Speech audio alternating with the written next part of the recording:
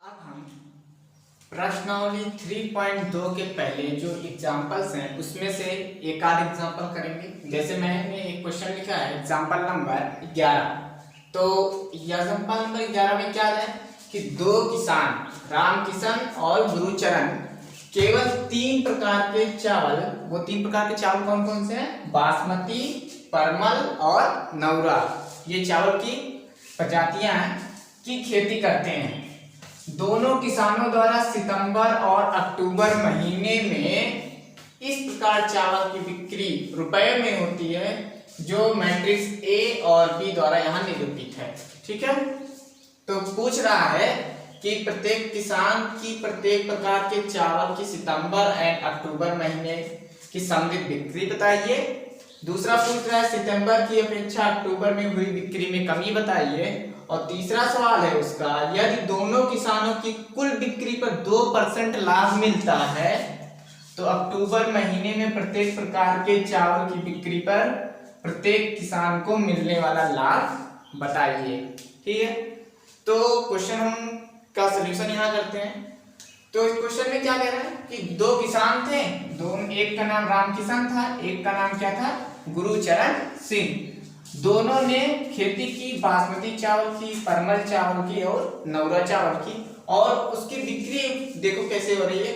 बासमती की जो रामकिशन की बिक्री है 10,000 है, और वहीं पे गुरुचरण की बासमती के लिए 50,000, रामकिशन की जो है परमल के लिए 20,000 है, और वहीं पे गुरुचरण की परमल के लिए 30,000। इसी प्रकार से नौरा का भी दिया गया है, लेकिन ये किस महीने का है? सितंबर का। और वही सेम टू सेम यहाँ पे अक्टूबर महीने के लिए दिया। देखिए बासमती के लिए कितना राम किशन का? 5,000, गुरुचरण का कितना? 30,000 बासमती के लिए। उसी प्रकार परमल का है और नौरा का भी है। ठीक है, तो क्वेश्चन में पूछ रहा है प्रत्येक किसान की प्रत्येक प्रकार के चावल की सितंबर और अक्टूबर माह की सम्मिलित बिक्री बताइए। कौन सी बिक्री बतानी है? सम्मिलित। सम्मिलित मतलब दोनों को क्या करके? मिक्स करके ना। तो मिक्स का मतलब क्या? ए प्लस बी बताना है हमें। हाँ भाई, यही तो कह रहा है कि इन दोनों की सम्मिलित बताइए। तो सम्मिलित मतलब क्या? जोड़ के बताना है। तो बताओ, जोड़ के जब हम बताएंगे तो जोड़ेंगे कैसे हम? एक तो दोनों मैट्रिक्स कितने की है? रो इंटू कॉलम, कितने रोज हैं? 1 2 एंड कॉलम्स 3, ये भी 2/3 की है। तो इसका मतलब क्या हुआ? ऑर्डर सेम है, तो ये ऐड होंगे कैसे? वही, इसको उठा के इसके ऊपर रख देते हैं, जो एलिमेंट जिसके ऊपर जाएगा वो उसके साथ ऐड हो जाएगा। तो बताओ 10,000 किसके साथ ऐड होगा? 5,000 के साथ। तो कितना हो जाएगा? 15,000। क्लियर? 20,000 किसके ऊपर जाएगा? 10,000 के ऊपर। तो कितना हो जाएगा? 30,000। ठीक है, उसी तरीके से 30,000 किसके ऊपर जाएगा? 24,000 के ऊपर। तो कितना हो जाएगा? 54,000। क्लियर बात? वैसे 50,000 किस पे जाएगा? 30,000 पे। तो कितना हो जाएगा? 80,000।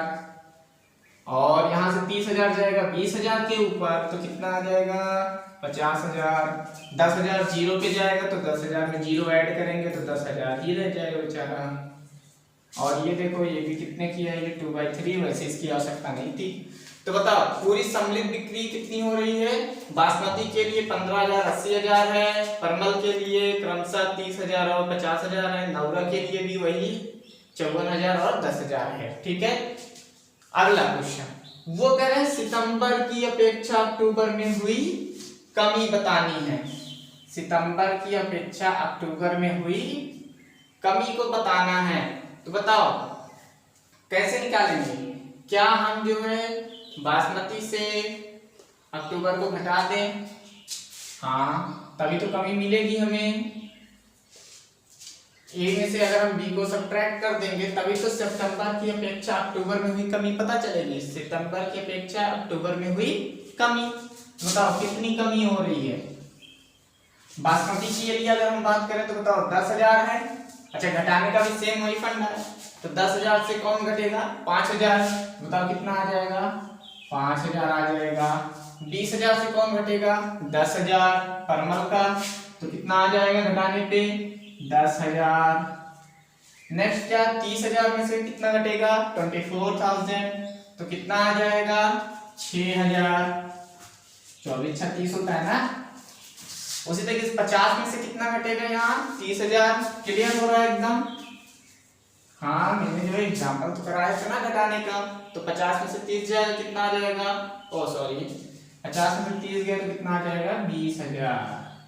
ठीक है, यहाँ 30 में से 20,000 जाएगा तो कितना आ जाएगा 10,000। और सेम टू सेम 10,000 में से 0 जाएगा कितना आ जाएगा 10,000 रुपया। तो इस तरीके से बासमती का, परमल का और नवरा चावल का, यह है रामकिशन वाला और यह है गुरुचरण वाला, बिक्री में कमी दिख रही है सितंबर की अपेक्षा अक्टूबर में जो हुई थी। अब नेक्स्ट क्वेश्चन कह रहा है कि यदि दोनों किसानों की कुल बिक्री पर 2% का लाभ मिलता है, मतलब 2% की क्या हो रही है, प्रॉफिट हो रहा है उन्हें, तो कह रहा है अक्टूबर वाले महीने में, अक्टूबर वाला महीना कौन सा है, ये बी वाला ना, तो बी वाला में जो है प्रत्येक चावल की बिक्री पे किसान को मिलने वाला लाभ बताना है। तो लाभ क्या हो जाएगा बताओ, अगर मैं बताऊं तो हमें लाभ निकालना है ना, तो लाभ कितने का हो रहा है 2% ऑफ बी का 2%। तो बताओ बी का 2% निकालने के लिए क्या करना पड़ेगा, ये हो जाएगा 2/100 इंटू, बी वाली मैट्रिक्स वहां पे लिख दूं मैं, हाँ 5,000 में पहले पे 5,000, फिर 10,000, फिर कितना है 24,000, और फिर कितना है 30,000, और भी है 20,000, एंड फाइनली आई हैव 0। ठीक है, ओके।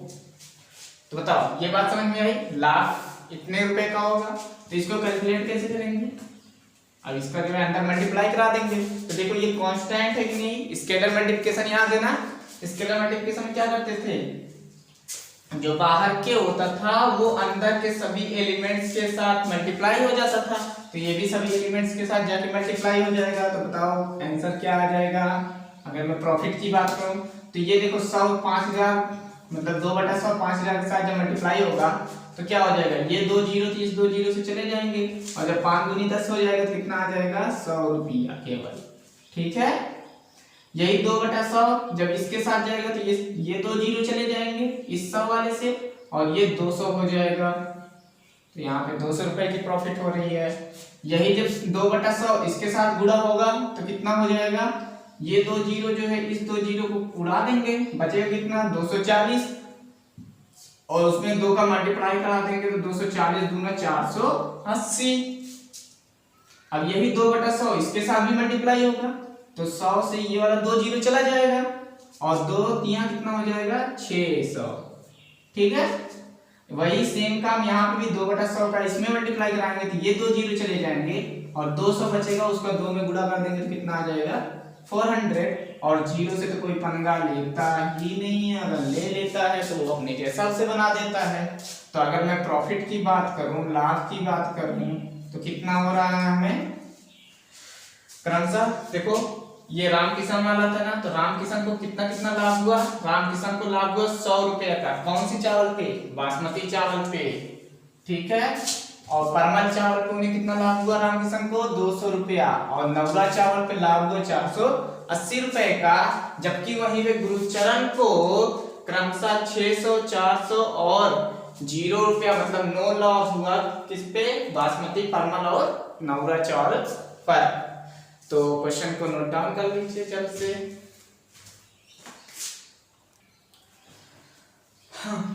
अच्छा, जब आप एग्जाम में इस क्वेश्चन को करेंगे तो कैसे करेंगे, फंडा तो यही होगा करने का, लेकिन लिखते टाइम ध्यान देना होगा, यहाँ पे आपको ये बासमती लिखता चलना है, यहाँ पे परमल लिखने हैं, और यहाँ पे नवरा, और ये जिनके जिनके नाम है वो भी पूरा का पूरा यहाँ पे डिटेल में आपको लिखना है। जैसे यहाँ रामकिशन था, यहाँ पे गुरुचरण सिंह थे। ठीक है, इसी तरीके से ये क्या होगा, इसके ऊपर बासमती, यहाँ पे परमल, यहाँ पे नवरा, और यहाँ बगल में क्या नाम था रामकिशन, और ये किसका वाला है गुरुचरण सिंह का। सेम कंडीशन यहाँ पे भी करना है, बासमती, परमल, नवरा, कौन रामकिशन, और ये गुरुचरण सिंह। क्लियर बात? ठीक है।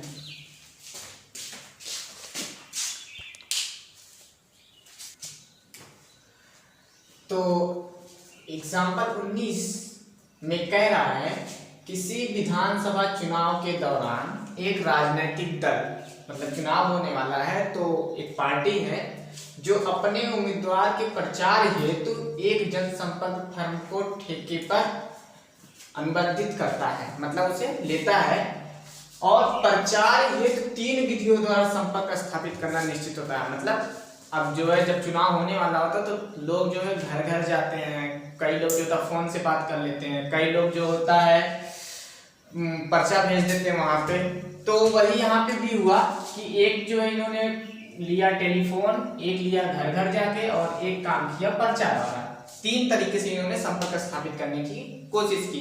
अच्छा, लेकिन तीनों तरीकों में जो होता है पैसा खर्च होता है, तो इनके पैसे कैसे कैसे खर्च हो रहे हैं उसको ए मैट्रिक्स द्वारा दिखाया जा रहा है। कैसे कि जो है टेलीफोन द्वारा जो है एक आदमी से संपर्क करने पे 40 रुपया खर्च हो रहा है, वहीं पे घर घर जाके संपर्क करने पे 100 रुपया खर्च हो रहा है, और जबकि पर्चे द्वारा खर्च करने पे 50 रुपया खर्च हो रहा है।